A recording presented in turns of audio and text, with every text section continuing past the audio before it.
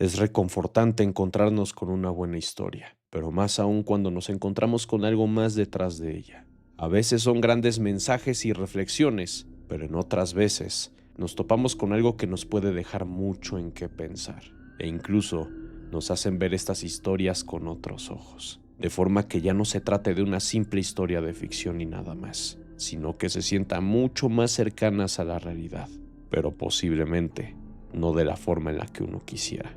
Por ello, para este video te mencionaré 5 datos ocultos en series y películas que posiblemente te harán verla de otra forma, mucho más oscura.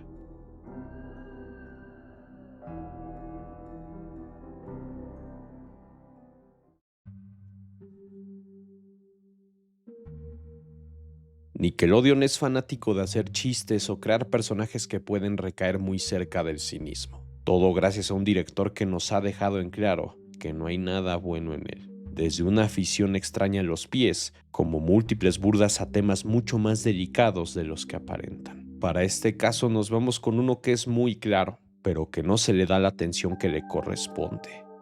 Ya he dicho en múltiples ocasiones que Sam es una terrible amiga y una persona con la que Spencer y el padre de Carly debieron de tener cuidado de dejar que fuera su amiga. Pero en esta ocasión no hablaremos de Sam como persona, sino de su círculo familiar. Sam ha hablado de sus múltiples familiares que han estado en la cárcel y de algunos de los crímenes en los que se ha metido, o incluso se le hicieron referencias a lo que le llegó a pasar a algunos de ellos. Sam era muy habilidosa para robar, forzar cerraduras, amenazar, golpear, inmovilizar y hasta torturar. Algo que ella misma mencionó que algunos de sus familiares le llegaron a enseñar. Ya con esto te imaginarás qué clase de crímenes cometían algunos de los familiares de Sam. Desde entrar a casas ajenas, como inmovilizar a alguien para obligarlo a hacer algo que no quiere hacer. La lista es extensa de todo lo que la familia de Sam hacía. Y claro, no olvidemos a los hombres con los que su madre se juntaba, que resultaban en estafadores y criminales. Yo te invito a volver a ver la serie, o que recuerdes alguno de estos momentos, pues entre más lo llegas a pensar, resulta cada vez peor.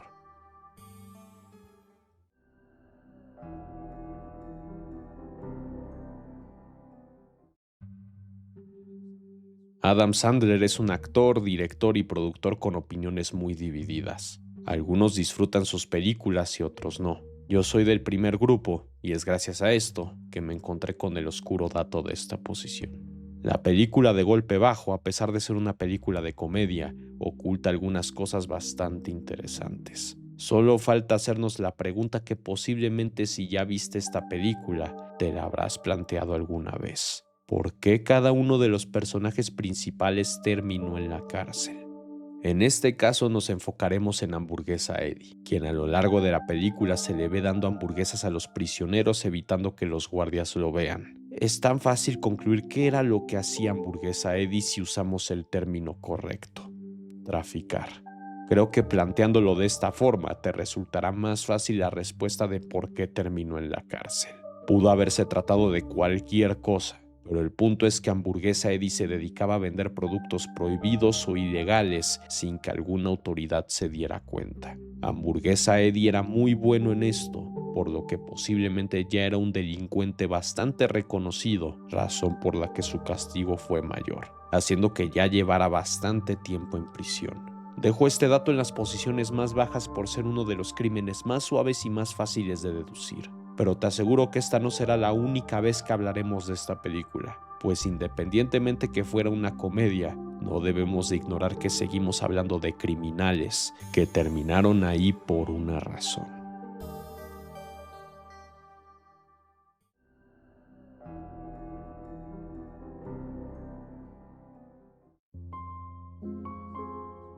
Un show más es una serie que tiene muchos datos ocultos, que seguramente aparecerán en próximos episodios de esta serie si veo un gran apoyo, pero podemos sacar aún más cosas de ella con solo hacernos suposiciones. Este es uno de estos casos, pero además de oscuro, te podrá parecer bastante triste si hubiese pasado.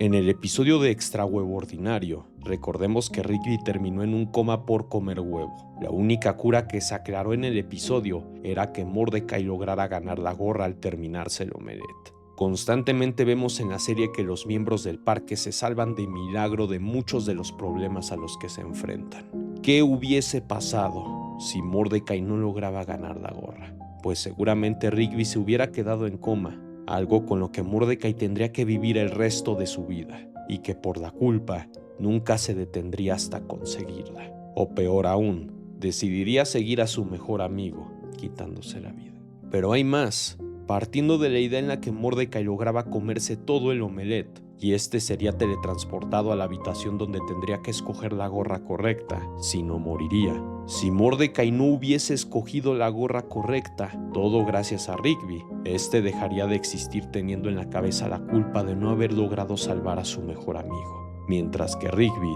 permanecería en coma el resto de su vida, sin saber que su mejor amigo decidió sacrificarse con tal de intentar salvarlo a él.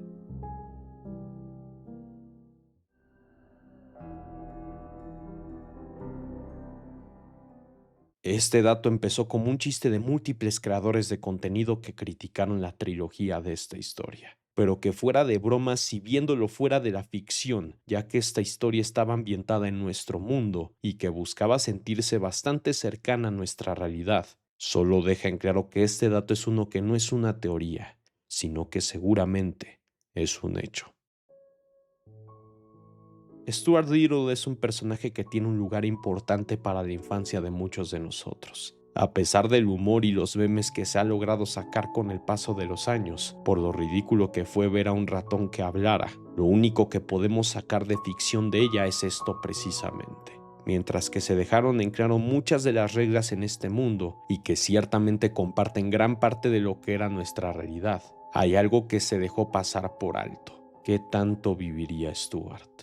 El promedio de vida de un ratón es entre 12 a 14 meses, mientras que una rata es capaz de vivir entre 1 a 3 años. El tiempo que pasó de la primera y segunda película precisamente es de 3 años, donde vemos a George ya siendo un niño más grande que posiblemente estaba en los últimos años de primaria. Aunque para la tercera película pasaron otros 2 años en que fue estrenada, la realidad es que no sabemos cuánto tiempo pasó entre esta y la segunda película. Al igual que cualquier otro promedio, hablamos de una estimación. Hay quienes se salen de este promedio de vida, pero el poderse salir tanto de ese promedio es algo que es muy complejo que se logre, sea el tiempo que haya pasado entre cada película. La realidad es que Stuart en algún momento perdió la vida, mientras George era solo un niño y haciendo pasar por un dolor irremediable a sus padres adoptivos, al tener que vivir la pérdida de uno de sus hijos, cuando debió de ser al revés. Pero si faltaba más por hacer este dato aún más triste de lo que ya es, Stuart en la segunda película se despidió de su mejor amiga Margalo, esperando volverla a ver en la primavera cuando ella regresara. Pero con este dato, todo apunta a que Stuart perdió la vida con la esperanza de volver a ver a su mejor amiga.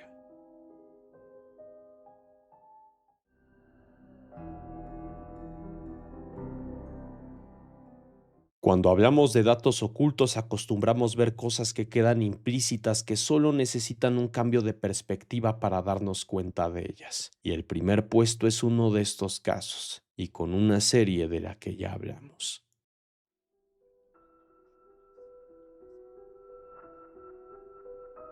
Retomando a un show más, y más en concreto el episodio de Rubio por apuesta, Mordecai se hace amigo de un grupo de chicos rubios que resultan en una secta secreta que como ritual de iniciación obligaban a su nuevo integrante a deshacerse de alguna persona que no fuera rubia. El motivo era claro. Los rubios hablaban de la opresión y burlas que sufrían de otros grupos, y buscaban preservar su raza convirtiendo en rubios a otros chicos y reduciendo la población de otros grupos. Si bien esto ya suena bastante oscuro, si nos ponemos a pensar, resulta aún más extraño que los rubios tuvieran tantos recursos como un barco propio y una casa lo suficientemente grande para que tantos rubios pudieran vivir ahí. No hay una respuesta clara. Lo más obvio pudiera ser que todos los miembros del grupo tenían sus propios trabajos y decidían usar el sueldo para solventar las necesidades de todos. Pero también sería inocente no concluir que robaban los bienes propios de todas las personas que eliminaban, ocultando perfectamente los restos y prácticamente toda su existencia para que nadie se diera cuenta de lo que hacían. pues no es hasta que Mordecai y Rigby destruyen el lugar que vemos ambulancias y policías revisando el lugar. Solo nos queda imaginarnos qué tanto pudieron encontrar además de los cadáveres calcinados y aplastados de los rubios. Viendo que la casa se ampliaba por debajo, ¿qué tanto más se pudo encontrar? Hablamos de una secta que era lo bastante grande para contar con cerca de 70 integrantes y con una propiedad de 8 pisos de los que solo llegamos a ver uno en el que hacían su ritual, al igual que una fachada de solo 2 pisos de la casa. Este dato, más que ser una respuesta, nos deja con muchas más preguntas. ¿Qué más se dedicaba a hacer esta secta? ¿Cuántas víctimas llevaban en su conteo antes de que Mordecai y Rigby intervinieran? ¿Y qué más se ocultaba en esa casa de la que logramos ver muy poco en ella?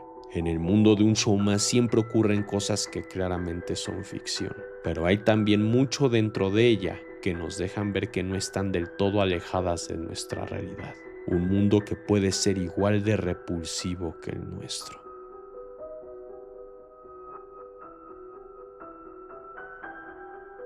Ahora quiero saber qué es lo que tú piensas. Si deseas ver otro episodio de esta serie, házmelo saber apoyando este video. Y si deseas que hable de algún otro personaje o un tema de tu interés, no dudes en dejármelo en los comentarios. Tú tienes la última palabra.